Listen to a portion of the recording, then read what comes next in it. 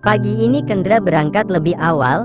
Rencananya pria itu akan mampir ke rumah sakit sebentar sebelum berangkat ke kantornya. Tania tengah menyiapkan bekal untuk sang suami karena pria itu kekeh belum ingin sarapan pagi ini. Jadi dia meminta menu sarapannya agar dibekal ke kantor saja. "Sayang, apa bekalku sudah siap?" Pria itu memeluk sang istri dari belakang. Sesekali memberi kecupan pada surai rambut sang istri yang begitu memanjakan indera penciumannya. Nyatanya Tania memanglah obat untuk mengobati kegelisahan di hatinya. Tolong dikondisikan ya. Malu kalau ada bibi atau yang lain melihat." Semprot sang istri sembari menata bekal ke dalam wadahnya. Wanita itu berbalik setelah menyelesaikan pekerjaannya. Bekal untuk AA sudah siap. Perempuan itu menyuguhkan bekal hasil buatannya dengan netra yang berbinar.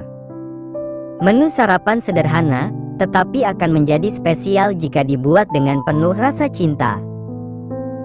Sepotong roti panggang beserta salad buah dengan sebotol susu sebagai teman makan pagi Kendra hari ini. "Makasih sayang. Jadi makin cinta." Tanpa aba-aba pria itu mendaratkan kecupan di bibir Tania. Wajah sang istri seketika merona akibat ulahnya.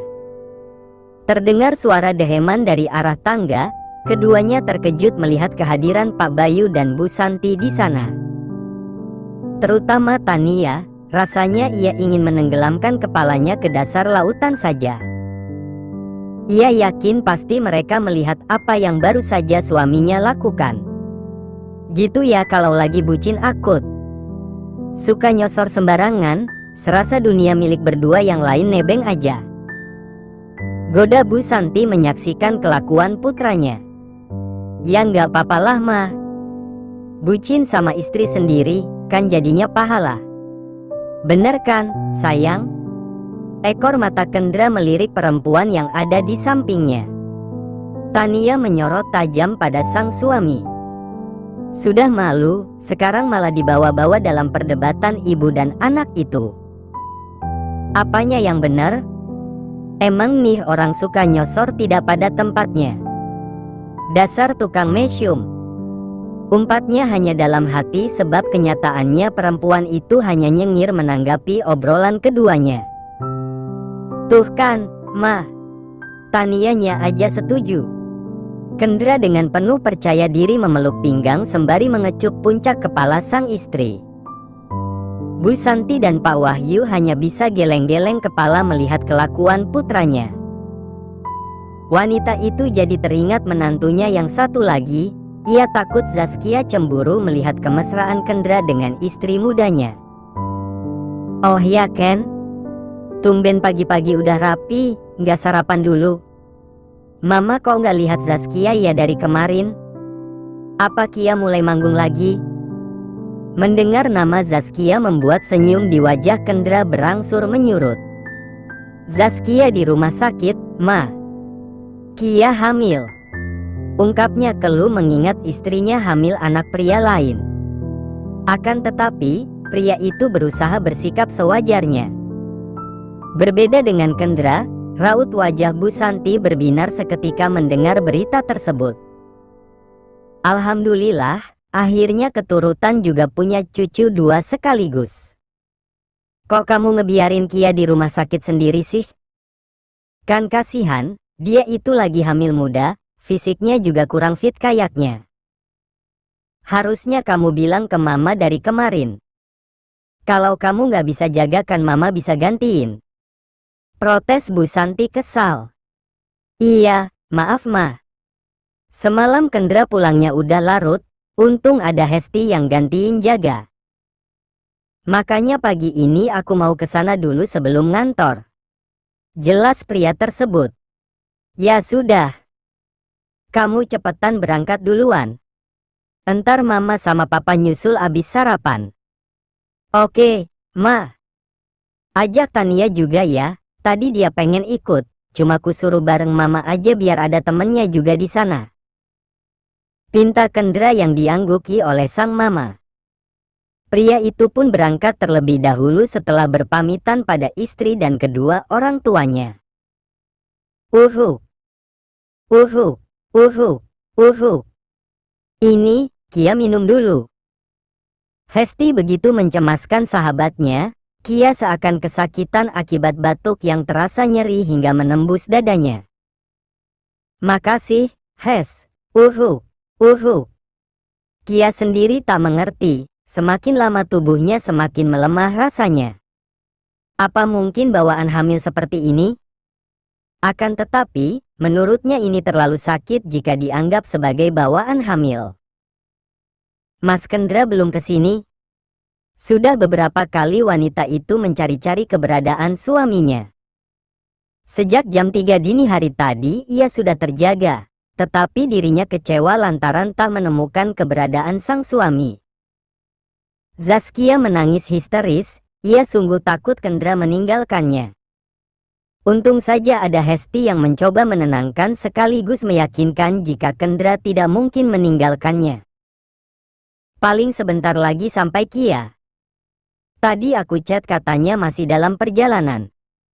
Kamu nggak usah banyak pikiran ya Besti.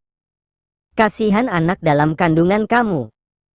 Netra Hesti berkaca-kaca, sungguh iba rasanya melihat kondisi Zaskia sekarang. Yang disebut ternyata berumur panjang, tak berselang lama Kendra pun datang memasuki ruangannya. Mas Kendra, uhuk, uhuk, uhuk. Niat hati Zaskia ingin menyambut suami dengan binar kebahagiaan, apa daya batuknya kembali menyerang. Kendra segera duduk di tepi berangkar istrinya. Hatinya kembali ngilu melihat kondisi Zaskia yang semakin memburuk sepertinya. Baby, maaf aku semalam meninggalkanmu sebentar. Sudah. Sekarang kau beristirahatlah. Aku akan menemanimu sebentar sebelum nanti berangkat kerja. Nanti mama dan papa akan kesini menengokmu. Ungkap pria tersebut seraya mengelus dan mengecup puncak kepala Zaskia. Seketika wanita itu bergeming, ia khawatir Kendra memberitahukan kehamilannya dengan pria lain. Ia takut mertuanya pasti marah dan akan membenci dirinya. Mas, apa mama sama papa tahu aku? Belum sempat wanita itu melanjutkan ucapannya, sang suami segera menutup bibirnya dengan jari telunjuk. Syat. Mereka hanya tahu kau hamil dan anak dalam kandunganmu itu adalah cucu mereka. Ungkap Kendra menenangkan, meski dalam hati tentu sulit baginya menerima semua ini. Makasih, Mas. Kamu masih mau menerimaku dan juga janin yang ada dalam rahimku ini. Bulir air mata Zaskia meluncur begitu saja. Ada rasa haru menyelimuti mengingat kesabaran sang suami yang mau berlapang dada menerima kenyataan. Kendra mengulas senyumnya, insya Allah Mas ikhlas. Yang terpenting kau harus cepat sembuh dan kembali seperti sedia kala. Demi aku dan orang-orang yang menyayangimu. Ujarnya menyemangati. Tak berselang lama, dokter melakukan visit di ruangannya. Setelah memeriksa kondisi pasien, Kendra pun diminta untuk kembali menemui dokter di ruangannya. Melihat raut keseriusan sang dokter membuat Kendra semakin gelisah mengenai kondisi sang istri yang sebenarnya. Semoga kondisi Zaskia semakin membaik. Batinnya berharap meski ia ragu mengingat tubuh wanita itu terlihat semakin melemah sekarang. Kendra agaknya gugup berhadapan dengan dokter yang baru saja menangani Zaskia. Dilihat dari raut wajahnya, sang dokter nampak serius dengan raut wajah yang terlihat sedikit tegang. Bagaimana perkembangan mengenai istri saya, dok? Tanyanya tak sabaran.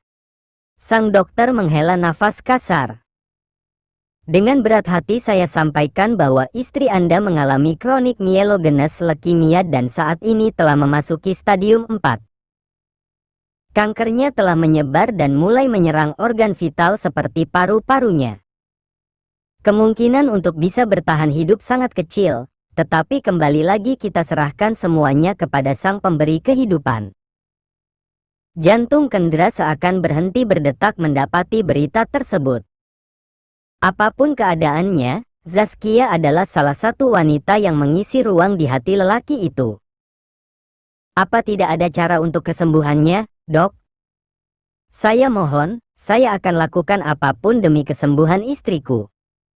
Pintanya menghibah. Mengingat kondisi Ibu Zaskia kini yang sedang hamil, rasanya cukup sulit untuk melakukan kemoterapi maupun terapi radiasi karena akan sangat berpengaruh terhadap perkembangan janinnya. Untuk lebih jelasnya, Tuan bisa berkonsultasi dengan dokter spesialis hematologi onkologi. Di sana akan dijelaskan lebih detail mengenai perkembangan sel kanker beserta pengobatan yang paling efektif untuk istri Anda. Jelas sang dokter.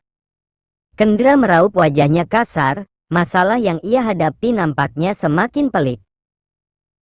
Pria itu membuang nafas kasar sebelum akhirnya meninggalkan ruangan sang dokter dan kembali ke ruangan Zaskia. Pria itu berhenti sesaat di depan ruangan sang istri untuk menetralkan perasaannya. Kendra harus tetap berusaha untuk tersenyum dan menyemangati Zaskia. Dia bertekad mengajak Zaskia untuk berjuang sekuat tenaga melawan penyakit yang diderita.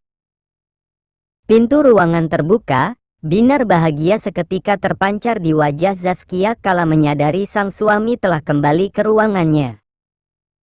Pria itu pun membalas dengan membuat sebuah lengkungan indah di kedua sudut bibirnya. Hesti yang sadar akan situasi memilih keluar untuk memberi ruang bagi pasangan tersebut agar bisa berbicara dari hati ke hati.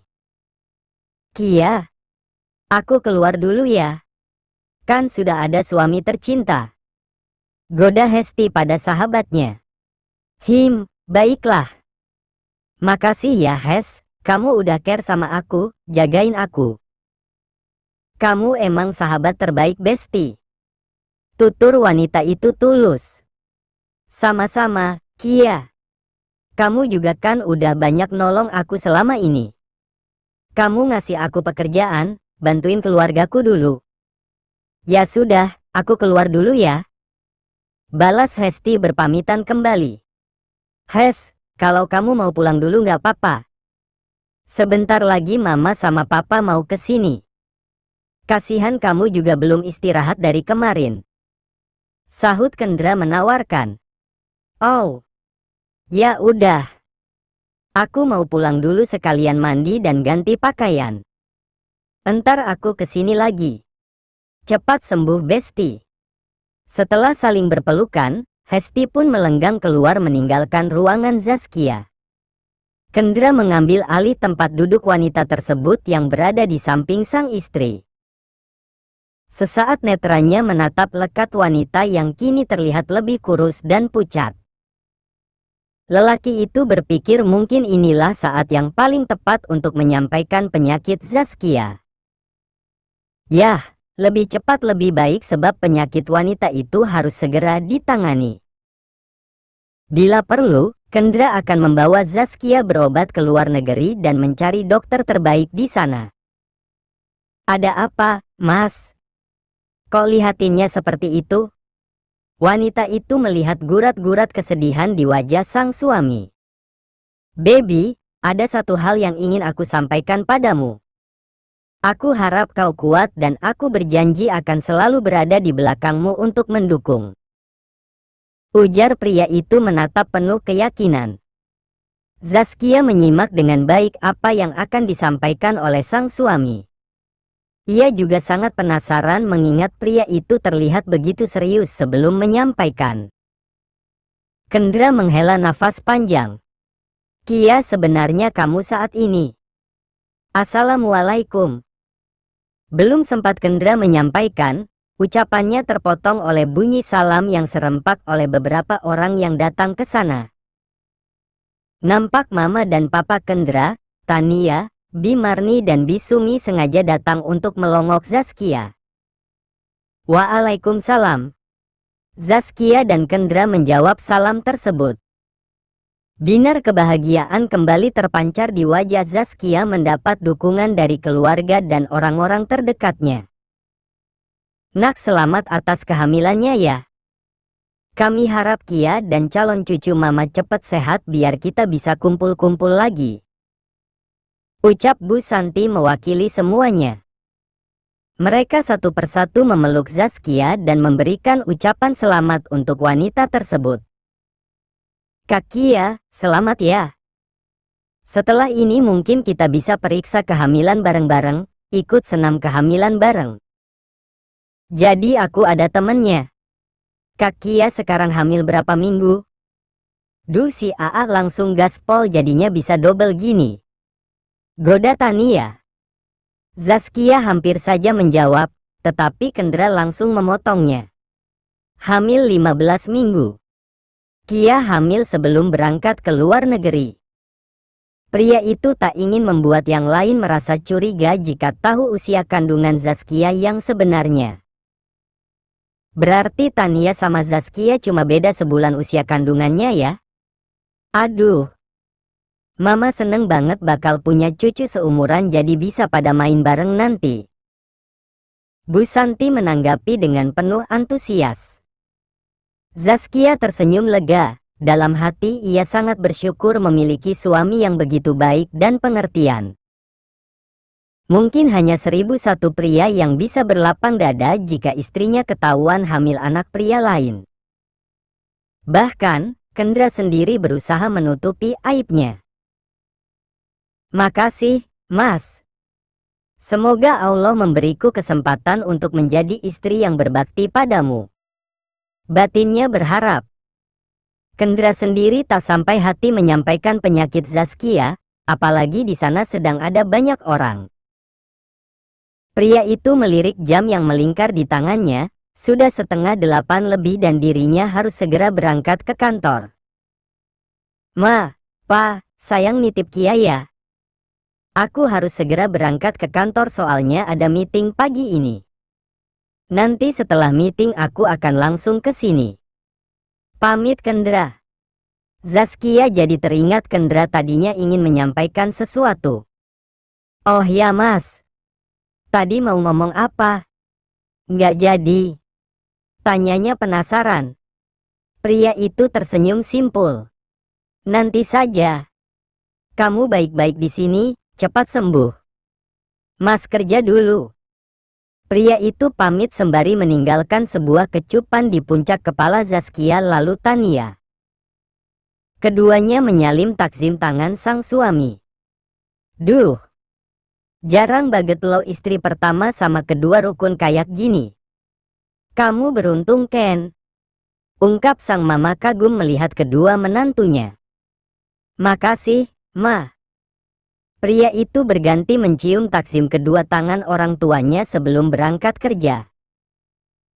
Dalam hati Kendra mengaminkan, meskipun saat ini permasalahannya begitu pelik. Hesti yang tadinya mau pulang, entah sengaja atau tidak tiba-tiba berpapasan dengan Dava. Lelaki itu menarik tubuh Hesti ke tempat yang dirasa cukup sepi. Apa benar Zaskia hamil? Katakan dengan jujur, itu anakku ataukah anak Kendra? Tanyanya menyorot tajam wanita tersebut. Hesti benar-benar ketakutan, apalagi Dava mencengkram lengannya cukup kencang. Sebenarnya anak itu anak Anda, Tuan.